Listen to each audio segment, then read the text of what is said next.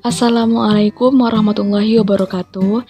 Perkenalkan semuanya, kami dari kelompok 5 mata kuliah Psikologi Kepribadian 2 dengan dosen pengampu Ibu Roda binti Yasa MPSI Psikolog. Nah, pada kali ini kami akan membawakan materi mengenai teori kepribadian Abraham Maslow. Dan berikut teman-teman penjelasan mengenai materi kami mengenai teori kepribadian Abraham Maslow. Biografi tokoh. Abraham Harold Maslow adalah anak pertama dari 7 bersaudara. Orang tuanya adalah imigran Yahudi dari Rusia dan tidak berpendidikan. Maslow menjabat sebagai ketua Departemen Psikologi di Brandeis pada periode 1951 sampai 1969. Disinilah Maslow mulai mengembangkan gagasan dan menciptakan teorinya yang paling terkenal, yaitu tentang hierarki kebutuhan. Di luar udara, air, makanan, dan seks, ia meletakkan 5 lapisan yang lebih luas, atau urutan berdasarkan kepentingan pemenuhan. Kebutuhan fisiologis, kebutuhan akan keselamatan dan keamanan, kebutuhan cinta dan rasa memiliki, kebutuhan akan apresiasi, dan kebutuhan untuk mengaktualisasikan diri. Beliau menghabiskan tahun terakhirnya di California sampai pada tanggal 8 Juni 1970. Beliau meninggal karena serangan jantung akibat penyakit yang telah lama dideritanya. Maslow muda pertama kali belajar hukum di City College of New York atau CCNY.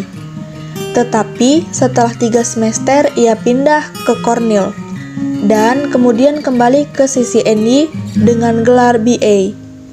Diraihnya pada tahun 1930.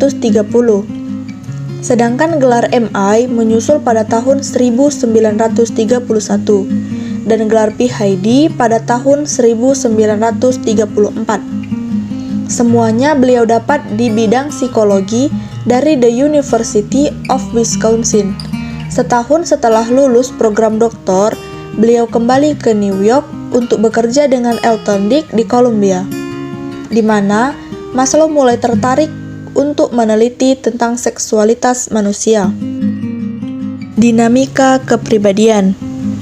Pandangan Maslow tentang hakikat manusia yaitu manusia bersifat optimistik, bebas berkehendak, sadar dalam memilih, unik, dapat mengatasi pengalaman masa kecil, dan baik.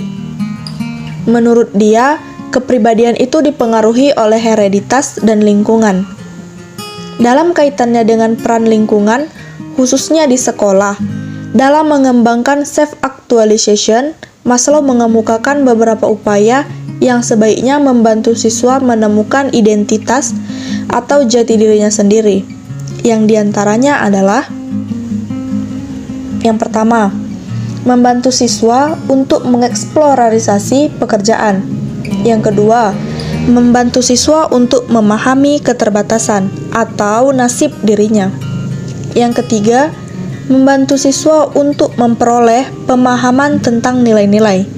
Yang keempat, membantu siswa agar memahami bahwa hidup ini berharga. Yang kelima, mendorong siswa agar mencapai pengalaman puncak dalam kehidupannya. Yang keenam, memfasilitasi siswa agar dapat memuaskan kebutuhan dasarnya, atau rasa aman, rasa berharga, dan rasa diakui. Perkembangan kepribadian. Maslow menciptakan konsep desakralisasi, yaitu jenis pengetahuan yang tanpa emosi, kesenangan, terkejut, kekaguman, dan kebahagiaan, atau Hoffman dalam Face and Face 2008. Oleh karena itu, pengetahuan ortodok tidak punya nilai-nilai kreativitas, emosi, dan ritual dalam pekerjaannya. Maka peneliti harus bersedia menanamkan hal-hal tersebut, yang disebut dengan resakralisasi. Maslow juga mengusulkan bahwa setiap sikap teoistik atau theistic attitude untuk psikolog, yaitu sikap yang tidak akan terpengaruh, akan menerima dan akan mendengarkan ide-ide baru. Maslow meyakini bahwa psikolog harus bisa menerima ambiguitas dan ketidakpastian, harus menggunakan perasaan, punya wawasan, tidak rasional, dan berani menyatakan pernyataan-pernyataan yang tepat. Psikoterapi. Menurut Maslow, tujuan terapi adalah agar klien merangkul nilai-nilai Bain, yaitu untuk menilai kebenaran, keadilan, kebaikan, kesederhanaan, dan sebagainya. Untuk mencapai tujuan ini, klien harus bebas dari ketergantungan mereka pada orang lain, sehingga dorongan alami mereka terhadap pertumbuhan dan aktualisasi diri bisa menjadi aktif. Psikoterapi tidak bisa bebas menilai, tetapi harus mempertimbangkan fakta bahwa setiap orang memiliki kecenderungan yang melekat untuk bergerak menuju kondisi yang lebih baik lagi dan lebih memperkaya, yaitu aktualisasi diri. Sasaran psikologi mengikuti pada posisi klien pada hierarki kebutuhan.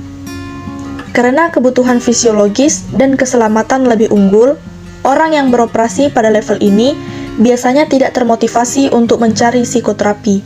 Sebaliknya, mereka akan berusaha untuk mendapatkan makanan dan perlindungan. Evaluasi, kritik, dan saran. Apakah kebutuhan manusia itu berjenjang? Teori motivasi Maslow menjawab iya. Abraham Maslow mengatakan bahwa ada 5 jenjang kebutuhan manusia. Jenjang yang pertama adalah kebutuhan dasar, seperti udara, air, makanan, pakaian, istirahat, dan kebutuhan dasar lainnya. Kebutuhan yang kedua adalah rasa aman, jaminan kerja, jaminan kesehatan, jaminan keamanan dari pencurian, dan jaminan keamanan lainnya.